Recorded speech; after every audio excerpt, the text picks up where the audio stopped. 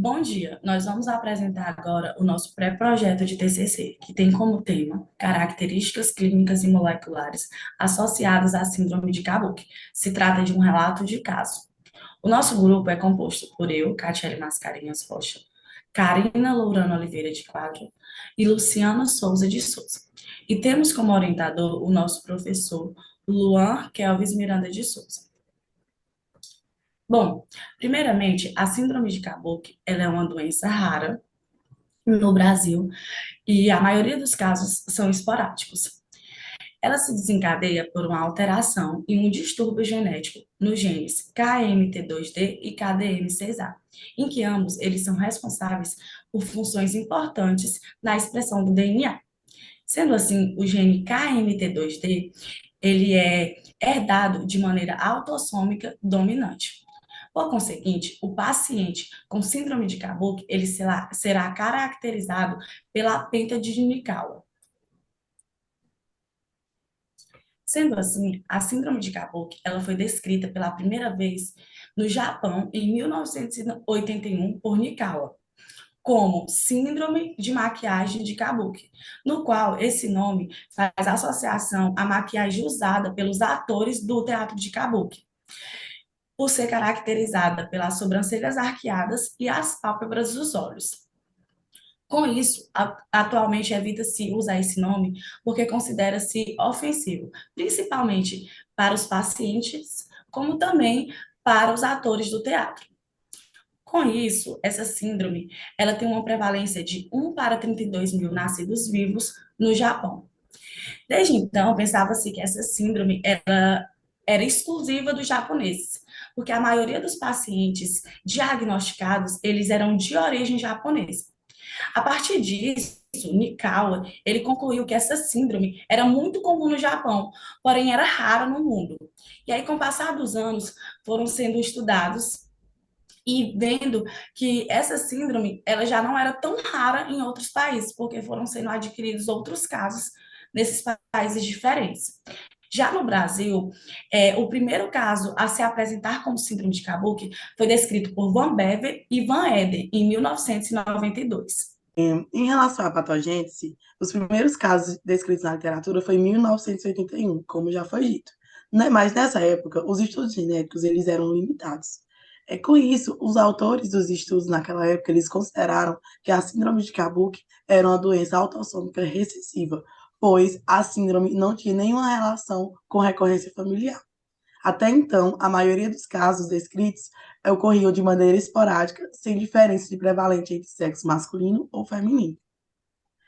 Já em 1989, foi descrito o primeiro caso de recorrência familiar de síndrome de Kabuki, onde três membros da mesma família tinham características da síndrome.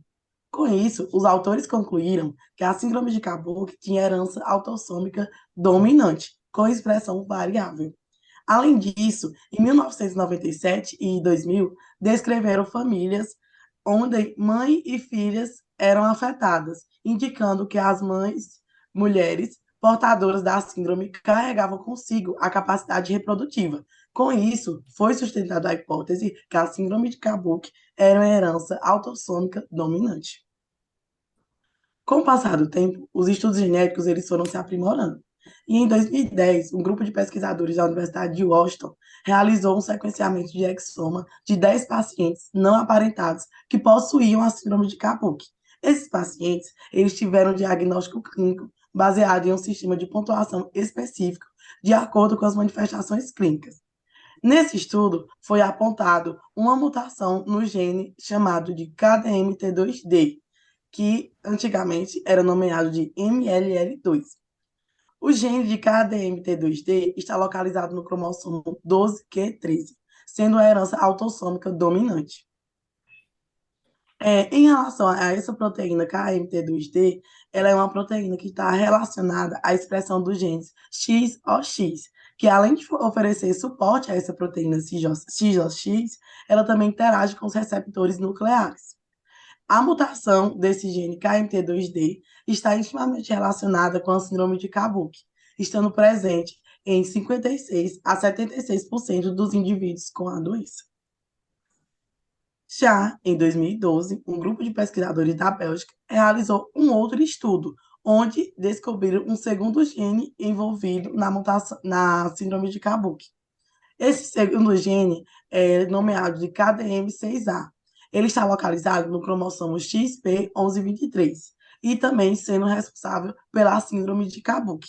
Porém, a maioria dos casos da síndrome de Kabuki tem relação com a mutação do gene KMT2D. Nesse estudo também que fizeram na Bélgica, descobriram uma coisa muito importante em relação ao gene KDM6A. O gene KDM6A, ele é herdado de maneira vinculada ao cromossomo X. Como sabemos, as mulheres geralmente possuem dois cromossomos X e os homens possuem um cromossomo X e outro cromossomo Y. Com isso, as mulheres mães que forem afetadas com a mutação desse gene KDM6A, a chance dela transmitir para os seus filhos é de 50%. Porém, se os homens, os pais, forem afetados com a mutação desse gene, a chance dele transmitir para sua filha mulher é maior do que para seu filho homem. Nesse estudo também realizado, eles também apresentaram que as mulheres com a mutação no gene KDM6A possuem sintomas mais leves em comparação aos homens que também têm a mutação nesse gene. Porém, existem exceções.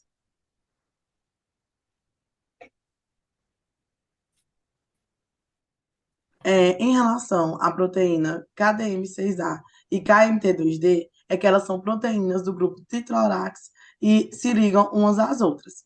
Essas proteínas, elas são essenciais para o estado da cromatina e a ativação da transcrição. A perda de função, tanto do KDM6A como do KMT2D, vai resultar no mecanismo de causação da síndrome de Kapoor. Ambas funcionam como parte de um complexo de proteína denominado complexo de Ascom, que tem como função remover marcas epigênicas repressivas e, logo após isso, depositar marcas de metilação ativadoras de cromatina. De acordo com alguns estudos genéticos, foram descobertos também algumas variantes patogênicas missenses do gene KMT2D. E essas variantes patogênicas, elas vão resultar no aumento da metilação nos diverstadios de histonas, fazendo com que diminua a expressão do gene homeobox e, com isso, irá afetar a diferenciação das células. Em relação também às proteínas KMT2D e KMT6A, elas também têm como função a regulação da diferenciação das linhagens celulares mesenquimais, dos mioblastos e dos osteoblastos.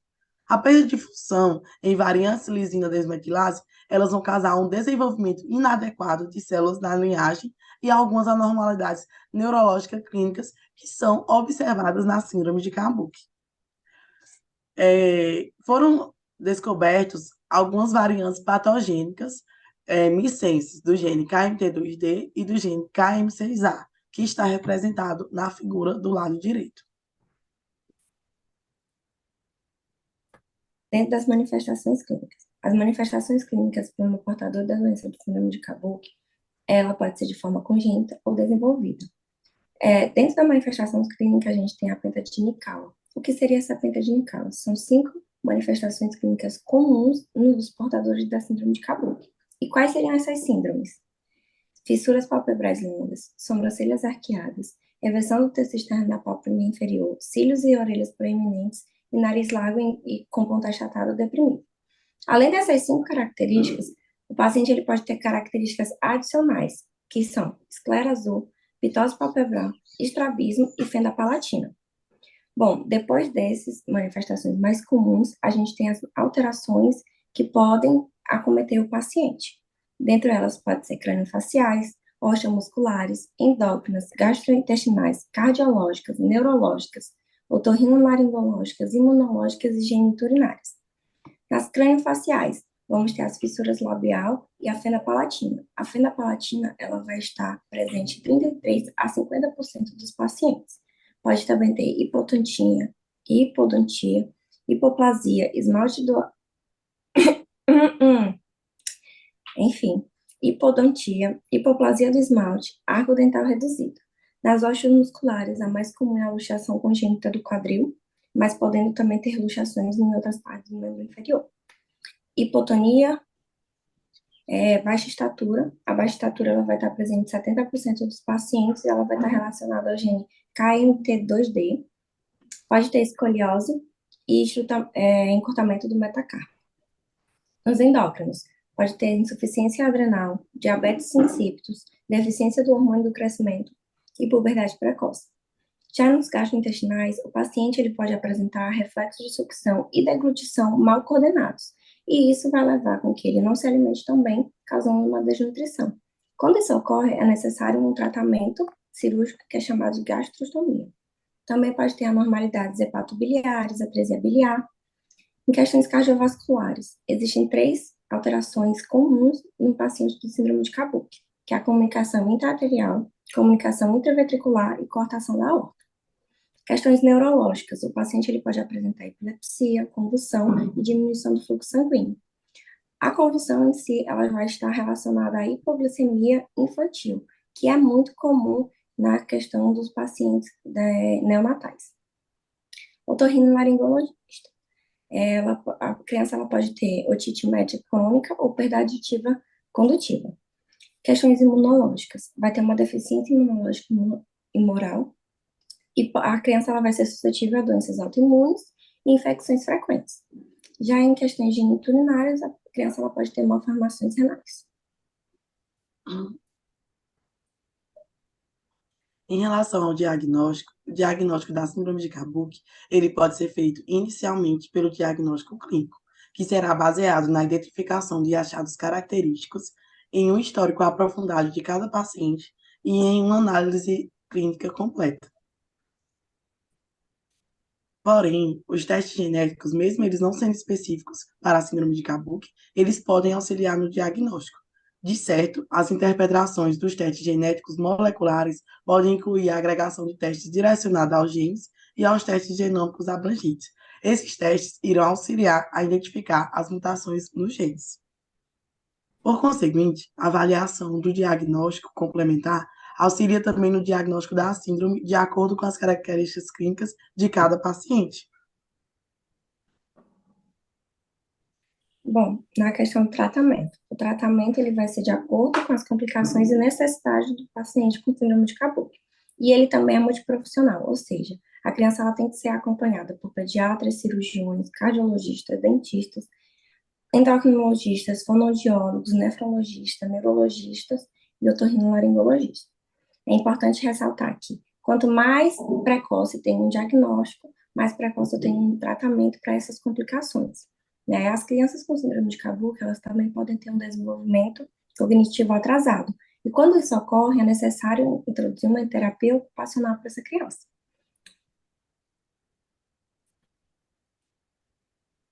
Bom, mediante o estudo, notou-se que a síndrome de Kabuki, até o presente momento, possui pouquíssimos relatos científicos. Portanto, o referido trabalho tem como intuito auxiliar tanto o meio científico através desse relato de caso, como também tem finalidade de expandir o conhecimento no meio social, na área da saúde, no âmbito acadêmico e também para os profissionais médicos. Os nossos objetivos, geral foram descrever as principais características clínicas e moleculares associadas à síndrome de Kabuki através de um relato de caso. E os nossos objetivos específicos foram elencados em conhecer os genes mais envolvidos na síndrome de Kabuki associado à fisiopatologia da síndrome, descrever as características clínicas da síndrome de Kabuki nas consultas pediátricas e triagem neonatal e mencionar as principais formas de diagnósticos da síndrome de Kabuki, correlacionando com as manifestações clínicas e genéticas, identificar as complicações que a síndrome de Kabuki pode gerar no paciente pediátrico e inferir como a terapêutica da síndrome de Kabuki pode amenizar as manifestações clínicas e ou complicações. Bom, como metodologia, o estudo foi uma revisão de literatura com abordagem qualitativa, de natureza básica, caráter exploratório. Quais foram as bases de dados que utilizamos? Foi Medline, Cielo, PubMed e Lilacs. Os descritores foram síndrome de Kabuki, genética, genes e diagnóstico. como critérios de inclusão, priorizamos, né, os artigos que falavam mais dos genes e da genética e das manifestações clínicas e de como critério de exclusão aqueles que não estavam tão relacionados a esta temática.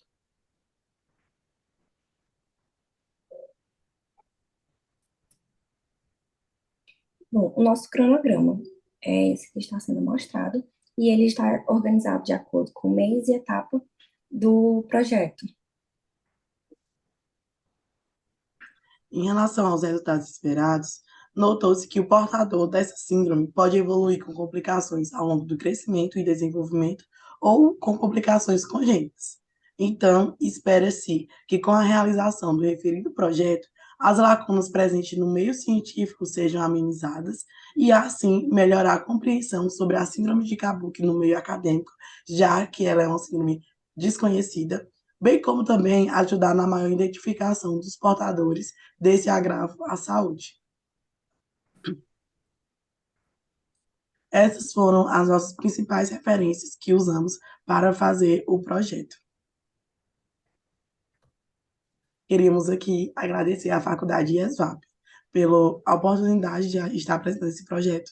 Queremos agradecer também ao nosso orientador Luan, que aceitou o convite para ser o nosso orientador, e também ao longo da construção desse projeto, ele veio nos ajudando e sanando nossas dúvidas. Queríamos também agradecer à nossa avaliadora Cristiane Mello pela disponibilidade e por ter aceitado o convite de nos avaliar. Muito obrigada.